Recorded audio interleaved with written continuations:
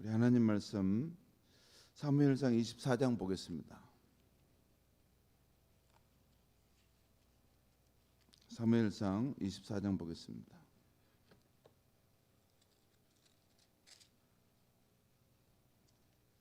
사무엘상 24장 우리 1절부터 15절까지 보겠습니다. 1절부터 15절까지 우리 한 절씩 교독하시겠습니다. 사울이 블레셋 사람을 쫓다가 돌아오매 어떤 사람이 그에게 말하 이르되 보소서 다윗이 엔게디 광야에 있더이다 하니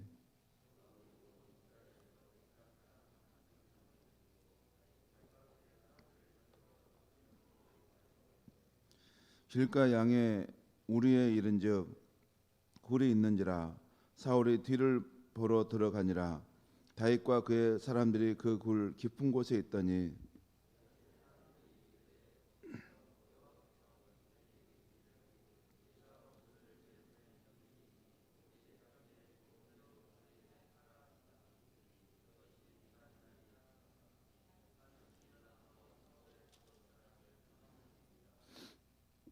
그리한 후에 사울의 옷자락 뱀으로 말미암아 다윗의 마음이 찔려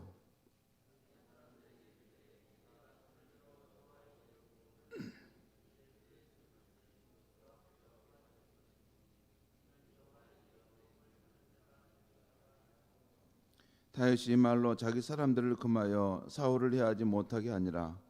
사울이 일어나 굴에서 나가 자기 길을 가니라.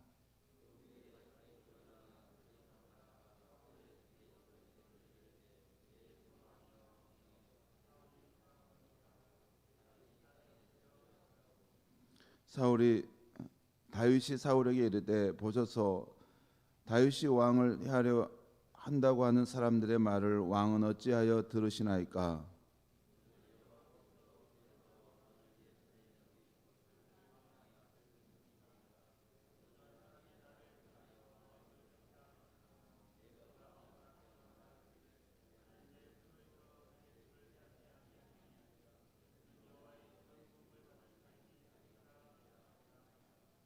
내 아버지여 보소서 내 손에 있는 왕의 옷자락을 보소서 내가 왕을 죽이지 아니하고 겉옷자락만 베었은즉 내 손에 악이나 죄가가 없는 줄을 오늘 아실지니이다. 왕은 내 생명을 찾아 해하려 하시나 나는 왕에게 범죄한 일이 없나이다.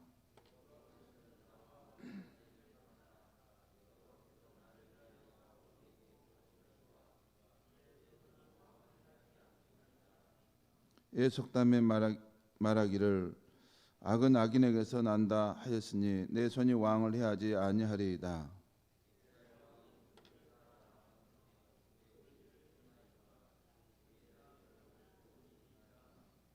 우리 함께 읽겠습니다. 그런즉 여호와께서 재판장이 되어 나와 왕 사이에 심판하사 나의 사정을 살펴 억울함을 풀어주시고 나를 왕의 손에서 건지시기를 원하나이다 하니라. 아멘.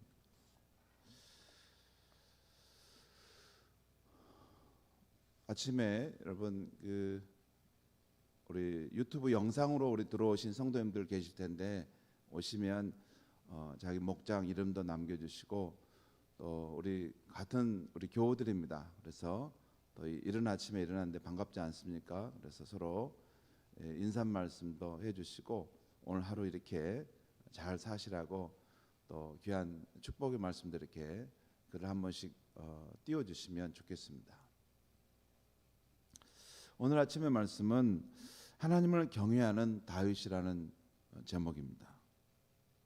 하나님은 천지 만물을 창조하신 분이십니다. 하나님은 우리 눈에 보이지 않지만 어디든지 계시는 영이십니다. 천지 만물을 창조하시고 영이신 하나님은 온 세상에 충만하시는 분이십니다. 이 사실을 알았던 다윗은 시편 139편에 이렇게 고백합니다. 내가 주의 영을 떠나 어디로 가며 주의 앞에서 어디로 피하리이까? 내가 하늘에 올라갈지라도 거기 계시며 수월에 내 자리를 펼지라도 거기 계시니이다. 내가 새벽 날개를 치며 바다 끝에 가서 거주할지라도 거기서도 주의 손이 나를 인도하시며 주의 오른손이 나를 붙드시리다. 여러분, 이 말씀, 이 깨달음은 어마어마한 깨달음입니다. 다윗이 이것을 깨닫고 우리에게 남겨주어서 우리가 알게 되지만 이건 참 어마어마한 깨달음입니다. 참 미물과 같은 우리 인간이 이 광활한 우주 가운데 충만히 계신 그 하나님을 발견했다는 것은 쉬운 게 아닙니다. 내가 죄의 영을 떠나 어디로 가며 주의 앞에서 어디로 피하리까? 이 말씀이 무슨 말씀입니까? 피할 곳이 없다는 것입니다. 내가 골방에 있든 광장에 있든 산에 있든 바다에 있든 직장에서 일하든 예배하든 내가 선한 일을 하고 있든 악을 행하고 있든 내가 숨쉬고 살아있는 그곳에는 주님이 반드시 그곳에 계시다는 것입니다. 이것은 하나님께서 무소부재하신 분임을 말씀하고 있어요. 무소부재가 뭡니까? 이 험악하고 광활한 우주 가운데 그분이 안 계시는 곳이 없다는 것입니다. 이것은 공간적으로 저 먼 곳만 말하는 것이 아니에요. 그건 한 가지밖에 모르는 것입니다. 저 먼 곳에만 하나님이 안 계시는 게 아니라 내 마음속에 누가 내 마음을 알아? 누가 내 안에 있는 생각을 알아? 여기에는 누구도 오지 못하지. 그곳에도 계시고 그 마음을 아신다는 것이에요. 그래서 시편 139편에 보면 또 주께서 내가 앉고 일어섬을 아시고 멀리서도 나의 생각을 밝게 하시며 멀리서도 나의 생각을 밝게 하신다. 아무개가 지금 무슨 생각을 하고 있구나. 지금 무슨 고민이 있구나. 왜 저렇게 슬퍼하는지 알겠구나 하신다는 거예요. 나의 모든 길과 내가 눕는 것을 살펴보셨으므로 내가 길을 행할 때나 내가 밤에 침소에 누울 때도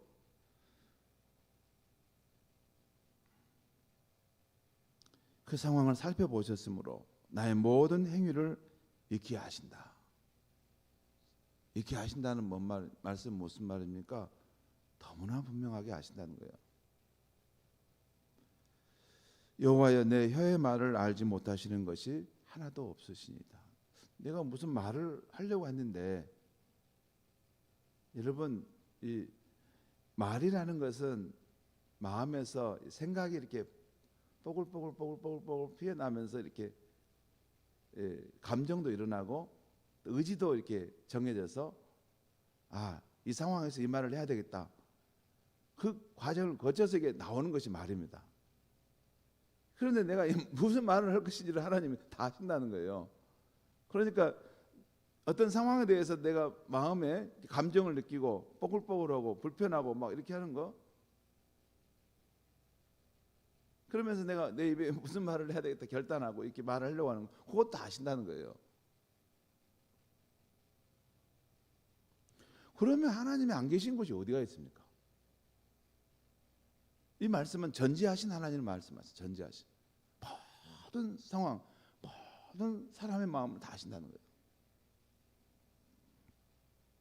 이 사실을 깨닫고 다윗이 놀랍니다. 주께서 나의 앞뒤를 둘러싸시고 내게 안수하셨나이다. 이 지식이 내게 너무 기이하니 높아서 내가 능히 미치지 못하나이다. 표준세 번역 말씀을 보면 이 깨달음이 너무나 놀랍고 너무나 높아서 내가 감히 측량할 수조차 없습니다. 여러분, 성도 여러분, 우리 하나님 믿고 오시죠? 여러분 10년, 20년, 30년을 믿어 오셨잖아요. 여러분 오랫동안 믿어 오셨죠?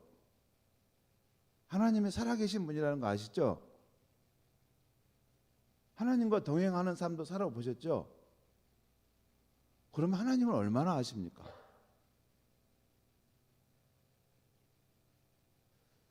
지식적인 하나님만 붙들고 있지는 않습니까? 내가 하나님을 얼마나 아는가? 다윗이 지금 이 시편 139편에서 이 놀라운 고백을 하고 있는 거예요. 어느 날 깨달음을 얻게 됐는데, 와, 하나님이 무슨 율법책에 나오는 그 하나님, 또 이전에 선조들의 신앙 속에 있었던 그 하나님, 그게 아니고 이 우주에 충만하신 분뿐만 아니라 그분이 영으로 우리의 삶의 모든 상황 속에서 우리를 뒤덮고 계시고 우리를 품고 계시고 우리를 감싸고 계시다는 것이에요. 우리가 앞에도 뒤에도 좌우를 둘러봐도 하나님이 안 계신 곳이 없다는 것입니다.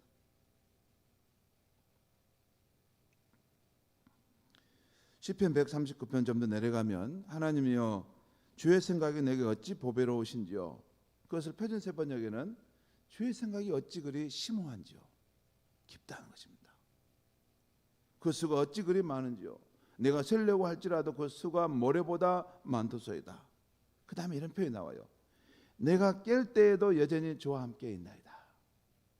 이 말씀이 무슨 말일까요? 내가 깰 때에도 주와 함께 있다는 거예요. 여러분, 우리가 부모잖아요. 아이들이 이렇게 저녁에 잠을 자게 되면 사랑스러운 눈빛으로 우리가 아이를 바라보고 있잖아요. 그러다 문득 아이가 깨잖아요.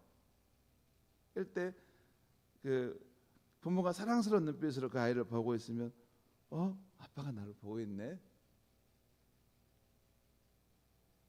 우리가 자다가 깰 때에도 하나님 우리를 보고 계시다는 거예요. 거기 계시다는 거예요. 이 말씀에 이런 뜻도 있습니다.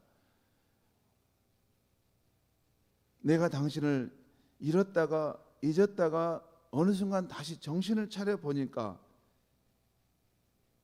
여전히 주님이 나와 함께 계시고 계십니다라는 뜻이에요. 여러분, 우리 하나님 믿는 신앙생활을 할 때 우리 24시간 하나님 다 기억하고 삽니까? 그렇지 못하잖아요. 세상 일에 이렇게 분주하게 살다가 하나님 다 잊고 사는데 문득 다시 정신을 차려보니까 내가 여전히 하나님 앞에 있는 거예요. 또는 이게 한때 하나님을 믿다가 뭐 하나님 없는가 봐 하면서 세상으로 나가서 마음껏 살다가 다시 돌아와서 하나님 앞에 와보니까 내가 세상에 하나님 떠나 세상에서 죄를 짓고 살고 있는 그 순간에도 하나님 그곳에 계셨다는 거예요. 그 방황하고 공고한 인생의 길을 가는 그 순간에도 하나님이 그곳에 나와 함께 하셨다는 그 말입니다.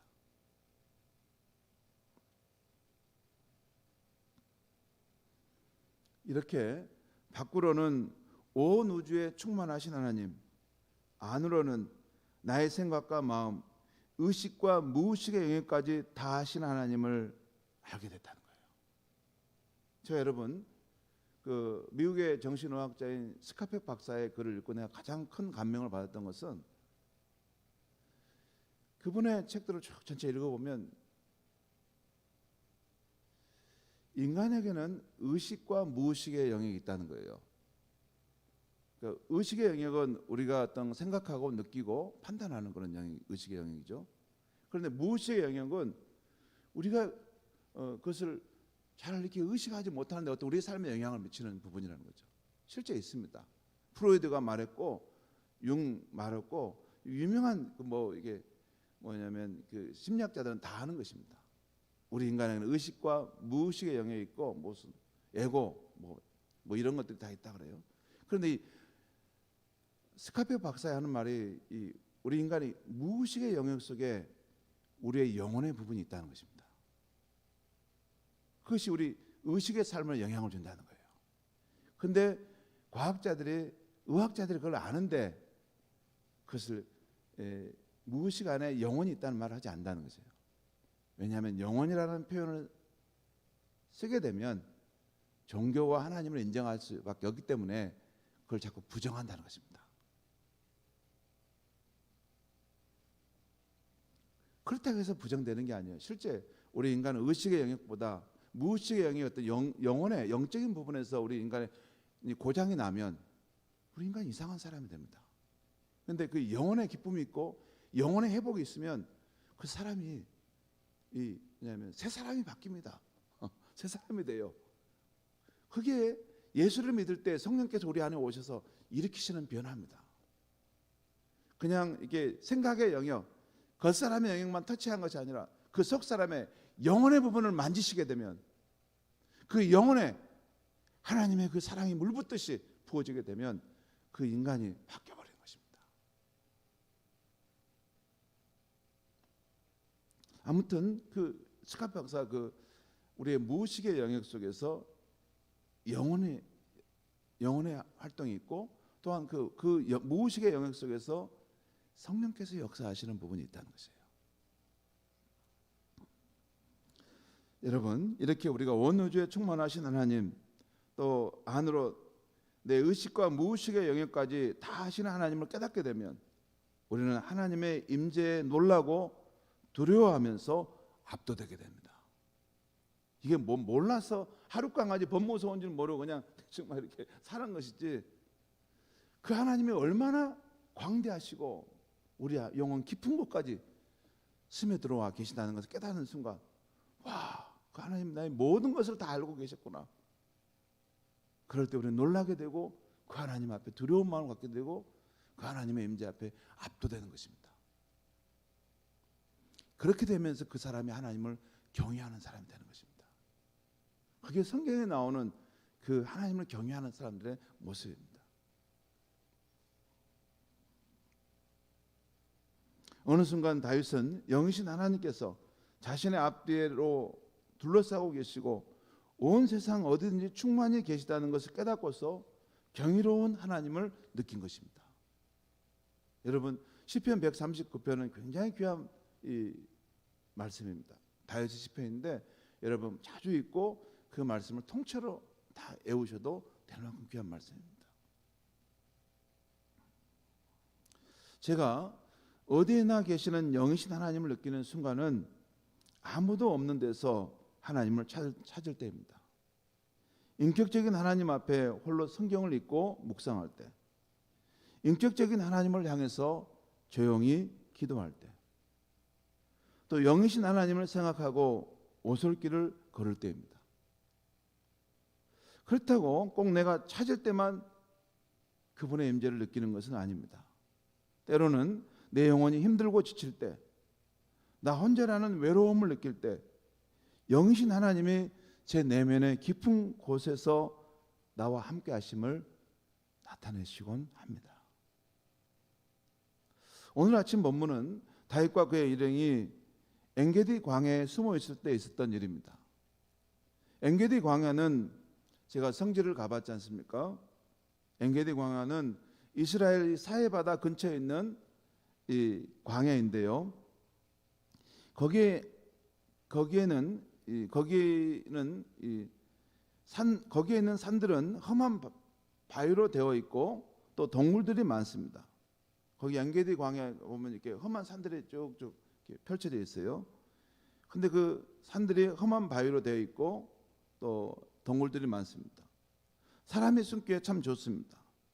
사울 왕은 어떤 사람으로부터 다윗이 그 엔게디 광야에 숨어 있다는 첩보를 들었습니다. 그래서 그의 3,000명의 군사를 데리고 다시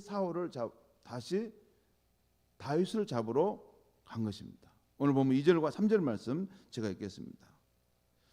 사울이 온 이스라엘에서 택한 사람 3,000명을 거느리고 다윗과 그의 사람들을 찾으러 들염소 바위로 갈새 길가 양의 우리에 이른즉 굴이 있는지라. 사울이 뒤를 보러 들어가니라. 다윗과 그의 사람들이 그 굴 깊은 곳에 있더니, 사울 왕의 군대가 다윗과 그의 일행을 수색하는 중에 사울이 변이를 느낀 것입니다. 화장실에 가고 싶은 거예요. 그런데 마침 그 길가에 양의 우리가 있었고 그 뒤에 동굴이 하나 있었던 것 같습니다. 사울 왕의 생각에 동굴 입구에 이 양들의 얌전히 있는 것을 보고 그 동굴에는 아무도 없겠구나, 안전하겠다고 생각했던 것 같습니다. 막 양떼들이 막 이렇게 막 혼비백산하면 눈치를 챘겠지만 굉장히 고요하고 편하게 양들이 있는 걸 보고 저긴 뭐 괜찮겠다 해서 그 동굴로 들어간 것 같습니다. 하지만 그 동굴 깊은 곳에는 다윗과 그 일행이 숨어 있었습니다. 아마도 사울의 추격이 너무 신속하게 이루어져서 다윗이 미처 피하지 못하고 급한 대로 우선 그 동굴로 아마 피한 것 같습니다. 아무튼 사울은 그 동굴에 다윗의 군사들이 숨어 있는지도 모르고 자신의 왕복과 무기들을 벗어서 한쪽에 밀쳐놓고 혼자 우방비 상태로 이를 보고 있었습니다. 사울의 그 모습을 지켜보던 다윗의 군사들은 그 어두운 동굴 속에서 흥분된 목소리로 다윗에게 이렇게 말했습니다. 오늘 보면 4절 말씀 제가 읽겠습니다. 다윗의 사람들이 이르되 보소서 여호와께서 당신에게 이르시기를 내가 원수를 내 손에 넘기려니 내 생각에 좋을 대로 그에게 행하라 하시더니 이것이 그날이니이다 하니 다윗이 일어나서 사울의 겉옷자락을 가만히 베니라. 다윗의 사람들은 이 상황을 이렇게 해석했어요. 여호와께서 자기 죽은 다윗의 손에 사울을 넘겨주신 절호의 기회라는 것입니다. 바로 이때가 대업을 이룰 때가 되었다는 것입니다. 그러니 다윗이여 당신의 눈에 좋을 대로 행하소서. 그 상황을 그렇게 해석하고 그 죽은 에게 그렇게 요청한 것입니다. 이 순간 다윗의 일행들은 마음속으로 하나님이 정말 우리 편이구나. 이제 사울이 죽으면 우리의 광야 생활도 끝나겠구나. 흥분되어 있는 상황이었습니다. 다윗도 눈앞에 일어난 상황이 하나님이 주신 기회라고 생각했습니다. 그래서 어둠 속에서 은밀히 나아가 왕의 겉옷 한쪽 귀퉁이를 가만히 베어서 돌아왔습니다. 겉옷을 베었다는 것은 사울을 충분히 죽일 수 있는 상황이지만 그를 죽이지 않고 돌아왔다는 것입니다.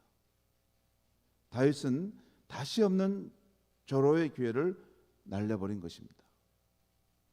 오늘 보면 5절에서 7절까지 말씀을 제가 다시 읽겠습니다. 5절에서 7절입니다. 그리한 후에 사울의 옷자락 뱀으로 말미암아 다윗의 마음이 찔려 자기 사람들에게 이르되 내가 손을 들어 여호와의 기름 부음을 받은 내 주를 치는 것은 여호와께서 금하시는 것이니 그는 여호와의 기름 부음을 받은 자가 됨이니라 하고 다윗이 이 말로 자기 사람들을 금하여 사울을 해하지 못하게 하니라. 사울이 일어나 굴에서 나가 자기 길을 가니라. 그런데 다윗은 자신이 여호와의 기름 부음 받은 자의 옷자락을 칼로 베었다는 것만으로도 마음에 찔림이 있었습니다. 이것도 하나님 앞에 바르지 않는 것이 아닌가. 그래서 다윗은 자신의 군사들에게 자기가 사울을 죽이지 않는 그 이유와 그 겉옷을 자른 것에 대해서 자기 마음에 죄책감이 있었다는 것을 말했던 것입니다. 다윗이 절호의 기회지만 사울을 함부로 해할 수 없었던 것은 그 사울이 여호와의 기름 부음 받은 자라는 것입니다.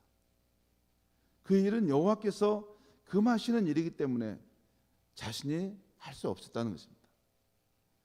그러면서 자기 군사들에게 대해서도 사울을 해하지 못하도록 엄중하게 금합니다. 이게 영어 성경에 보면 그들의 금했다라는 표현을 그냥 하지 말아야 이 정도가 아니라 지금 다윗의 군사들은 아니 이 절호의 기회를 왕 그냥 보내면 저기 다윗이 이거 보내면 되겠습니까? 이 한 칼에 이거 바로 우리가 혼자 있을 때 저를 죽이면 이제 모든 것이 끝나고 새로운 날이 오는데 죽은 왜 그러십니까? 아마 그들이 뒤에서 막 이렇게 동굴 속에서 서로 막 의견을 막 이렇게 왔다 갔다 했을 거예요. 크게 소리는 못했지만 그 다윗의 군사들 마음속에 막 불탔을 거예요. 우리 주군이 왜 이러는 거야 이때 막 한번 그냥 치면 끝나는 건데. 왜냐하면 3,000명의 군사들이 있을 때는 어떻게 할 수 없지 뭐 저렇게 이 군장도 다 풀고 혼자 저렇게 하고 있는데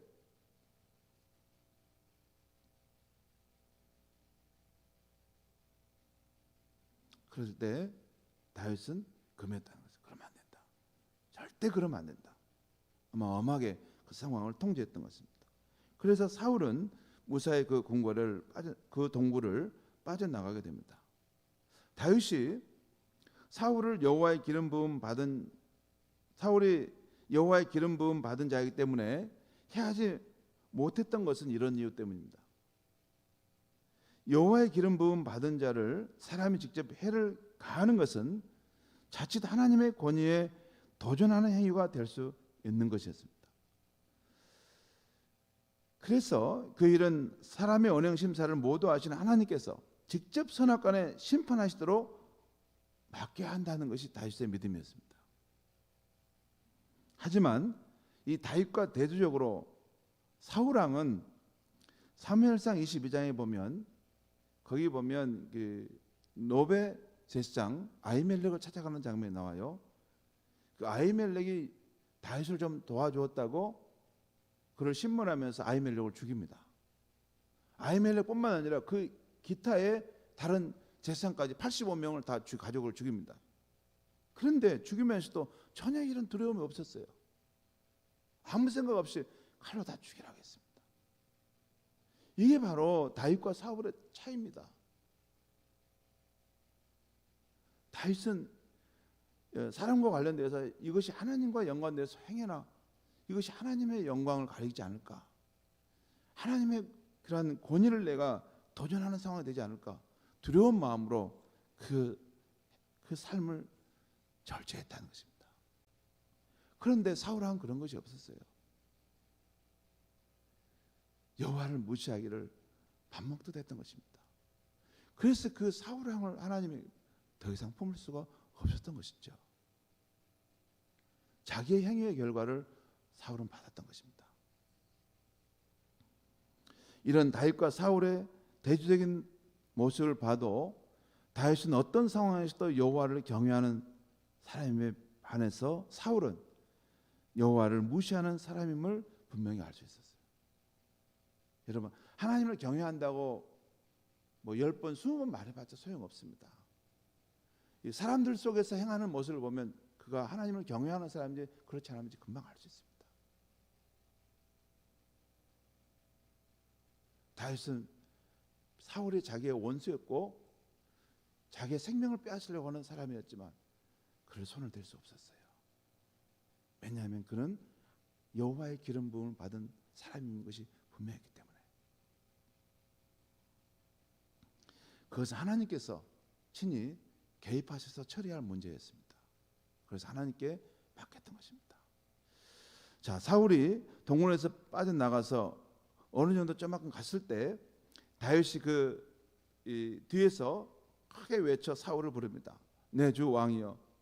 그러자 사울이 돌아섭니다. 그때 다윗은 땅에 엎드려 사울에게 절하면서 이런 말들을 합니다. 그 말씀은 오늘 10절과 15절 말씀 보겠습니다. 먼저 10절 한번 보겠습니다. 10절 말씀. 오늘 여호와께서 굴에서 왕을 내 손에 넘기신 것을 왕이 아셨을 것이니이다. 어떤 사람이 나를 권하여 왕을 죽이라 하였으나 내가 왕을 아껴 말하기를 나는 내 손을 들어 내 주를 해하지 아니하리니 그는 여호와의 기름 부음을 받은 자이기 때문이라 하였나이다. 이 왕이 지금 이 굴에 들어와 있는 것은 하나님께서 이 생명을 내게 맡기신 것이라는 것을 다윗이 알았다는 것입니다.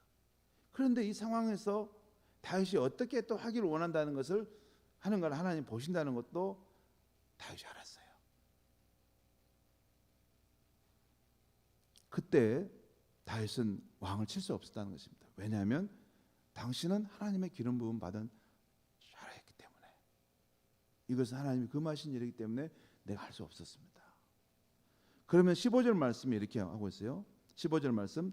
그러는 여호와께서 재판장에 대어 나와 왕 사이에 심판하사 나의 사정을 살펴 억울함을 풀어주시고 나를 왕의 손에서 건지시기를 원하나이다 하니라.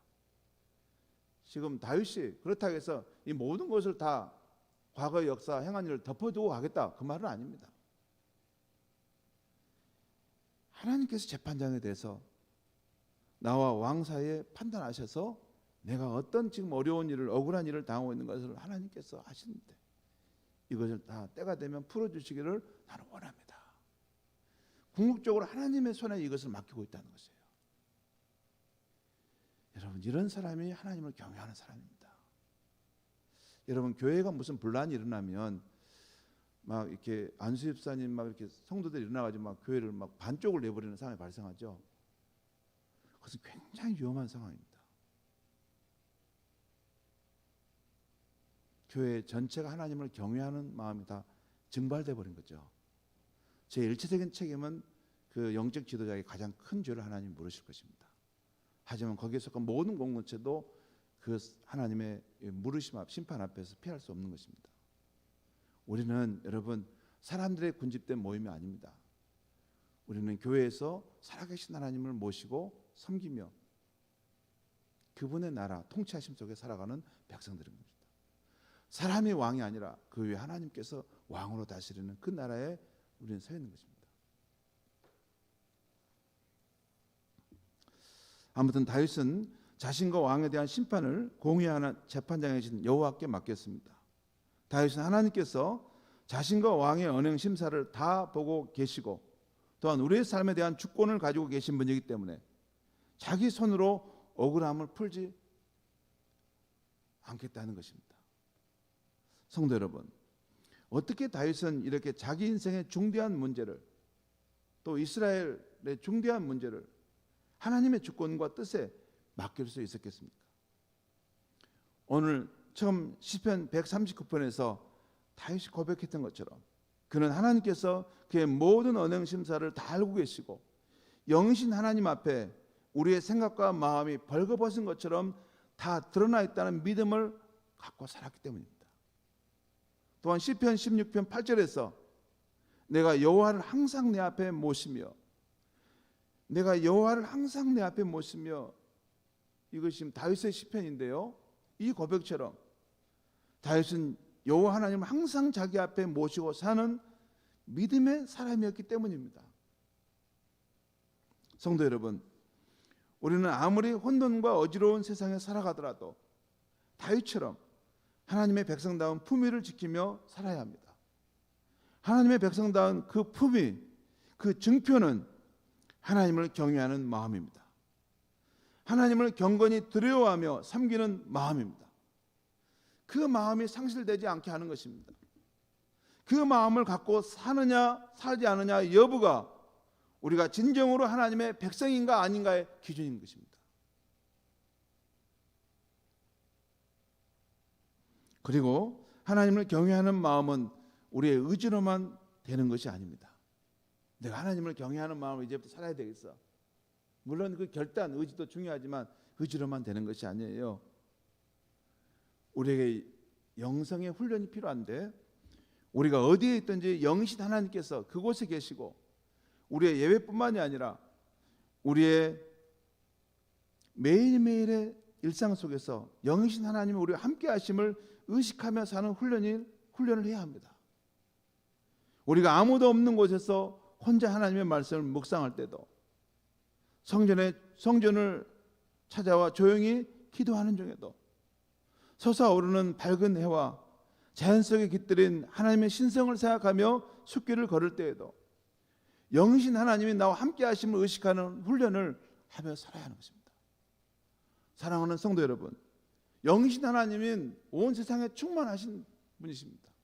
그분이 안 계신 곳이 어디 있습니까? 영신 하나님은 나의 작은 숨결 속에서도 아무도 알 수 없는 내 내면의 깊은 곳에서도 나와 함께 하시고 나를 생명의 길로 진리의 길로 인도해 가시는 분이십니다.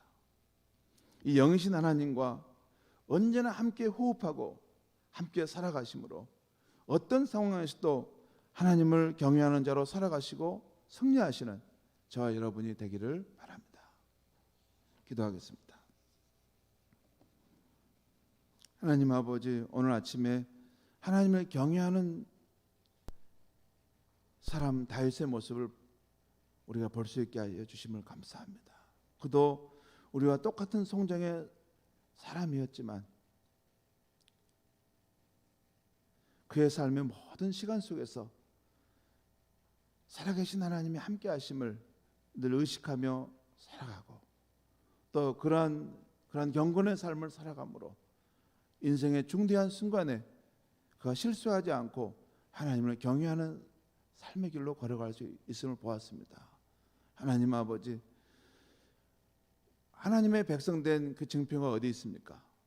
우리가 하나님을 왕으로 다스림 가운데 살아가는 그 백성의 그 증거가 어디 있습니까? 하나님, 우리가 어떤 상황 속에서도 하나님을 경외하는 마음을 상실하지 않는 그 삶인 줄 믿습니다. 하나님 아버지, 우리가 이제 새해를 살아갈 때 매일매일의 일상 속에서 늘 하나님의 임재를 의식하고 살아가는 훈련을 할 수 있게 하시고, 우리의 인생의 날들이 더욱더 흘러갈수록 우리의 삶의 모든 상황이 하나님을 경외하는 삶이 될 수 있게 해 주시옵소서. 그래서 하나님께서 우리와 함께 하시고 그 능력과 그 은혜를 베풀어 주시기에 부족함이 없는 하나님의 백성들로 살아갈 수 있게 하여 주시옵소서. 예수님의 이름으로 기도하옵나이다. 아멘.